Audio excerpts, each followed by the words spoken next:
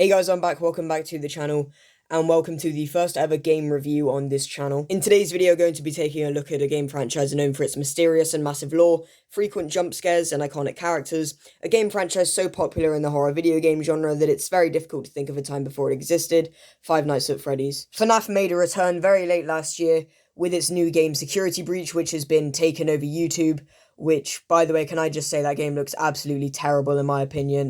Can I just say that? So I thought now would be a better time than ever to go back to 2014, well, look at a game that was released in 2014, and revisit Five Nights at Freddy's. It's very easy to forget now, I'm looking at you, Freddy in Space 2, but this series actually started off rather small scale and actually kind of realistic, with the player having a simple task: keep an eye on the animatronics for the night and protect yourself from them, with the animatronics getting more active and aggressive with each night. For a really long time now, I've been really interested in this series, but I haven't always been a fan of FNAF. One of my friends is a die-hard fan of this series. There's his TikTok, by the way. Please go follow it. I mentioned him a couple times on my second channel. There's my second channel, by the way. Please go subscribe to it, although I never post on there. But yeah, he's a massive fan of this series, and so a couple of years ago, I installed the AR spin-off game on my phone, Special Delivery. To this day, I still love that game, and maybe I'll make a video on it one day, I don't know. But now that the new game is out and my interest in this series has peaked again, I decided to pay the, £2.99 for it on Google Play, and play it. So today I'm going to be reviewing the game and we're going to see if it still holds up after all this time. It's been 8 years since the game first came out, and as a person who is just starting to play the games, which by the way I do plan on playing at least the opening quadrilogy, the first 4 games, that's what I'm focusing on right now. It'll be interesting looking at this game from a completely unbiased perspective, considering just how indescribably massive this fan base has gotten now. One final note before we get started: I have beat this game. I played all 7 nights, the main 5 nights, the 6th night, which I'm referring to as the bonus night, and the custom night on 420 mode. Yeah, look at them, 3 stars. I literally downloaded the game on a Saturday and completed the hardest mode, 420 mode, 2 days later on a Monday. I'm a pretty good player, don't you think? I had also watched a full walkthrough of the game beforehand, so I had a head start on the game and I already knew how to play it and the basic mechanics, so I guess that helped me a bit. So I basically consumed as much content as I can for this original game. Also, the gameplay in the background is just me playing the game, so you can see how much of a pro gamer I am. Anyway, let's start talking about the positives of the game. So starting off with the positives, Five Nights at Freddy's is a great horror experience.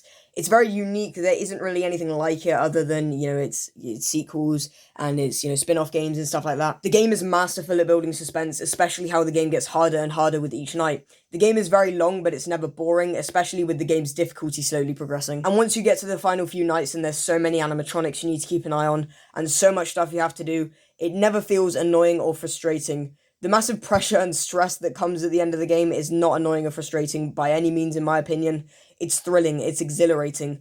It makes for a real intense time that's enjoyable. The game also has a sense of mystery that I really liked as well, with the Bite of 87 being all we really know about why the animatronics want to get us. The FNAF lore is not something I'm familiar with, but I'm still excited to dive into it once I play more of the games. I know for a fact that events of the story and timeline are open to more than one interpretation. Usually I don't like when massive stories and lores do that, but I think it can work if it's handled well, and this series definitely looks like it's doing that. So as a horror game, FNAF is still very suspenseful all these years later. It's aged really well in my opinion. It works so well because it's probably the most realistic feeling game out of the series. It feels like it could be a classic horror movie or something, well, with getting a FNAF movie in a few decades anyway. I am someone who loves slow burn horror, so Five Nights at Freddy's was right up my alley. On top of all of the massively done horror elements, the game is simple to play, simple but effective. Additionally, the game has a couple of fun, small things that I really like the little plushies you can buy for your desk in the game. I also love the little Easter egg where if you type in 1987 on the custom light code thingy, it just shows an image of Golden Freddy because of the Bite of 87, 1987 of course. Golden Freddy did also manage to just randomly appear in my office at one point in the game, which I managed to take a screenshot of here. Yeah, absolutely scared the crap out of me because I wasn't aware beforehand of how you could encounter him. I still don't really know what it is to this day. I knew he was in the game, but completely scared me because I wasn't aware of, what happened at all. So at least I managed to take a screenshot of it, I guess. I also adored that random little feature where if you boop on Freddy's nose on the poster in your office, it makes a noise. Both of those little Easter eggs I just mentioned, I wasn't aware of until my friend I mentioned earlier told me about it, so again, thank you very much to him. So FNAF still has some fun little Easter eggs and things. For the negatives of the game, there isn't really anything that instantly comes to mind when I think about it. Yeah, not really much I can think of off the top of my head.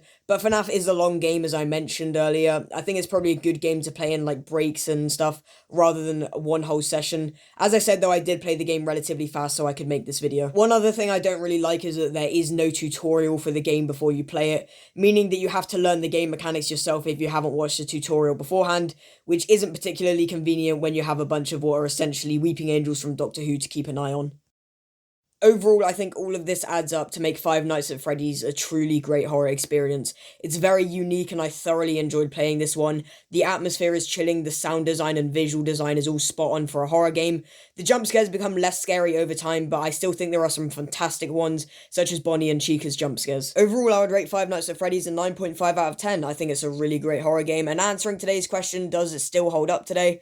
In my opinion, yes it does. And as someone who's just starting to get into the games and starting to play them, this game was miles better than I expected it to be. So that's it for today. Thank you very much for watching this review. If you do want more FNAF content on this channel, do let me know. Please do remember to like, comment, share, and subscribe if you want to. And until next time, bye bye.